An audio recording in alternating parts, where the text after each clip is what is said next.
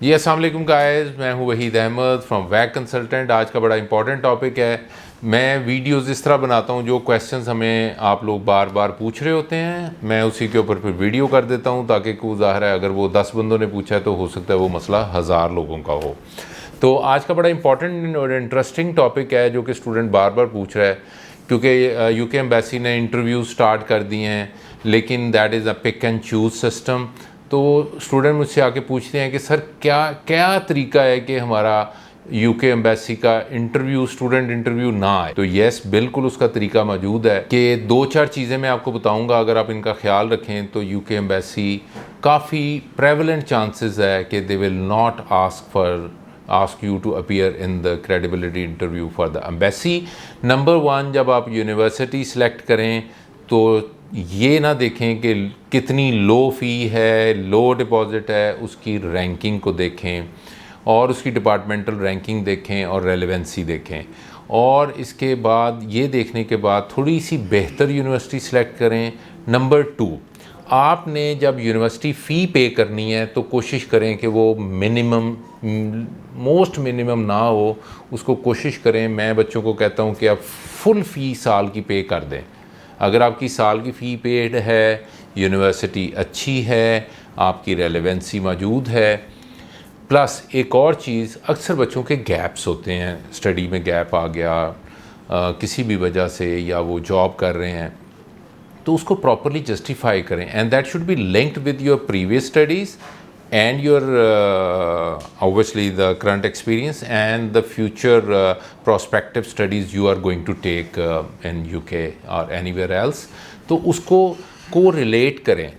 अगर वो को रिलेट नहीं हो रहा, ये तो वैसे भी स्टेटमेंट ऑफ पर्पस का भी पार्ट होता है, लेकिन उसको ज़रा थोड़ा सा क्रिटिकली देखें कि ये मेरी रेलेवेंसी बन कैसे रही है, और जो बन रही है उस try to explain it in your visa application कि मैंने इस वजह से इस कोर्स को सिलेक्ट किया है। तो गैप्स होने नहीं चाहिए, गैप्स नहीं है तो उसमें उसकी रेलेवेंट फील्ड में आपकी एक्सपीरियंस और आपकी कोर्स की सिलेक्शन होनी चाहिए। इसके अलावा आई वुड स्ट्रांगली रिकमेंड कि ये जो आप टेस्ट, लैंग्वेज सर्ट हैं, ELLT है, ऑक्सफोर्ड है, इनको अवॉइड करें, जो कि थोड़े से ज़ाहिर है कि फॉर मैनी रीज़न्स वो इतने फेमस तो ज़रूर हैं, but they are notorious I would say.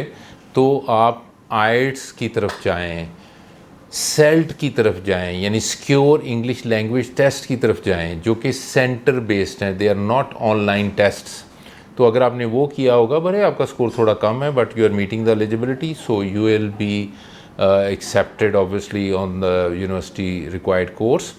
तो उसमें ये इस चीज़ का आपने ख्याल रखना है कि अगर आप आइट्स करेंगे तो आपको उसका फ़ायदा डेफिनेटली होगा, या आप PTE, UKVI जैसे आप कर लेते हैं। तो ये कुछ चीज़ें हैं कि जिसकी बुनियाद पे आपको यानी वीज़ा इंटरव्यू कॉल ऑफ होने के चांसेस काफ़ी कम हैं कि आपको इंटरव्यू पे बुलाया जाए और आपसे क्रेडिबिलिटी इंटरव्यू वीज़ा ऑफिसर, क्योंकि देखें अगर 100 फाइल्स उसके सामने हैं तो 100 का तो इंटरव्यू हो नहीं सकता, दैट्स नॉट अ पॉसिबिलिटी।